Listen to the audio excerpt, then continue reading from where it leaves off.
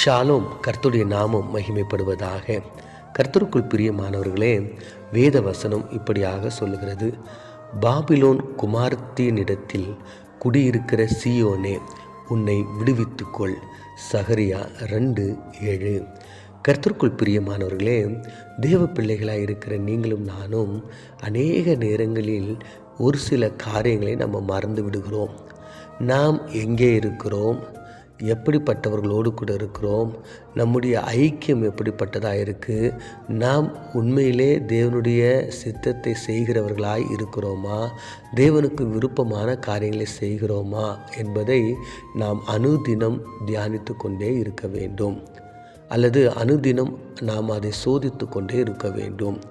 ஏனென்றால் இன்று தேவ பிள்ளைகளாக இருக்கிற நீங்களும் நானும் அநேக நேரங்களில் நாம் தவறி விழுந்து விடுகிறோம். எங்கே என்று பார்க்கும்போது புறஜாதி மக்களோடு கூட, அவர்களுடைய ஐக்கியத்தோடு கூட. இன்று பார்த்தீங்கன்னா அநேக கிறிஸ்தவர்கள் பெயர் கிறிஸ்தவர்களாய் அவர்கள் வாழ்ந்து கொண்டிருக்கிறாங்க. இன்னமும் சினிமா பார்க்கிற கிறிஸ்தவர்கள், கிரிக்கெட் பார்க்கிற கிறிஸ்தவர்கள், தேவனுக்கு விருப்பமில்லாத இச்சையான காரியங்களை உண்டாக்குகிற அல்லது பொழுதுபோக்குகளை உண்டாக்குகிற சீரியல், இப்படிப்பட்ட காரியங்கள், நண்பர்கள், குடிப்பழக்கம், இப்படிப்பட்ட அநேக காரியங்கள், அதாவது உலகத்து மக்களைப் போல நாமும் வாழ்ந்து கொண்டிருக்கிறோம். அப்போ ஆண்டவர் சொல்லுகிறார், உலக மக்களோடு கூட நீயும் இணைந்து உலக மக்களோடு கூட சேர்ந்து இந்த உலகத்தை அனுபவித்து கொண்டிருக்கிறாய். உலக பாவங்களில் சிக்கி கொண்டிருக்கிற நீ உன்னை விடுவித்துக்கொள் என்று கர்த்தர் சொல்லுகிறார்.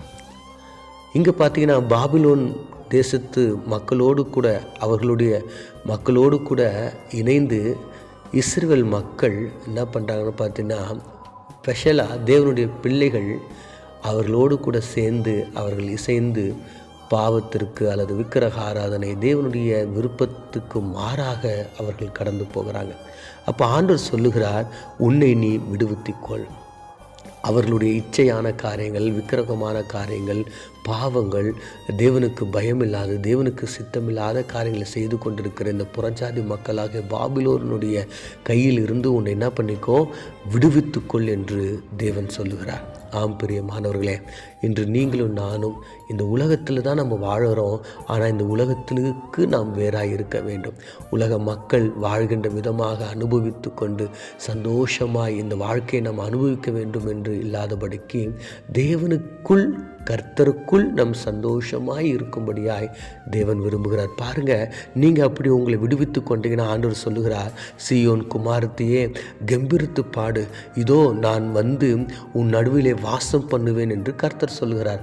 அப்போ நம்ம எப்பொழுது இந்த உலகமாகிய பாபிலோன், இந்த பாபிலோன் ஆகிய இந்த உலகத்தில் காணப்படுகிற இந்த பாவத்தில் இருந்து நம்மை நாம் விடுவித்து கொள்கிறோமோ, அப்பொழுது நம்முடைய தேவன் நம்மோடு கூட வந்து வாசம் பண்ண அவர் ஆயத்தமாக இருக்கிறார். இன்று உங்களோடு கூட ஆண்டவர் இருக்க வேண்டுமா? உங்களுடைய உள்ளத்தில் ஆண்டவர் இருக்க வேண்டுமா? உங்களுடைய இல்லத்தில் ஆண்டவர் இருக்க வேண்டுமா?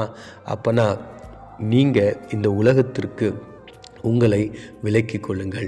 உலக மக்களாகிய இந்த பாபிலோன் மக்களாகிய புறஜாதி மக்களுடைய பாவங்களுக்கு, அவருடைய கிரியைகளுக்கு, அவர்களுடைய இச்சைகளுக்கு நம்மை நாம் விலக்கி நம்முடைய தேவனுக்கு பிரியமாக, தேவன் நமக்குள்ளாக வந்து வாசம் பண்ணும்படியாய், தேவன் நம் மத்தியில் அவர் உலாவும்படியாய், தேவன் நமக்கு தேவையானதை கொடுக்கும்படியாய், அவர் நம்மோடு கூட நம்முடைய வீடுகளில் எல்லா இடங்களிலும் நமக்குள்ளாய் இருக்கும்படியாய் நீங்கள் என்ன பண்ணணும்னா, இந்த உலகத்திற்கு ஒத்த வேஷம் தெரியாமல் இந்த உலகத்திற்கு நீங்கள் வேறாய் இருக்க வேண்டும்.